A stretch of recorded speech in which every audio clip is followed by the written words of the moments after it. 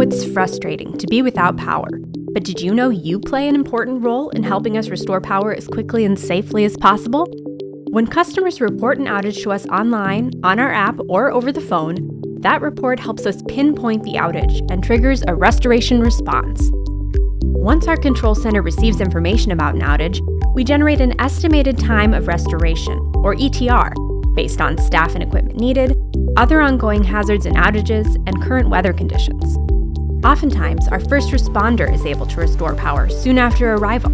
However, the ETR can change once crews arrive on site and determine the repairs will take longer or require specialized crews or equipment. Our customers can stay informed about an outage through the outage map on our website and app. The outage map provides real-time information on outages, including the number of customers affected and the current ETR. Information on the outage map is refreshed every 10 minutes.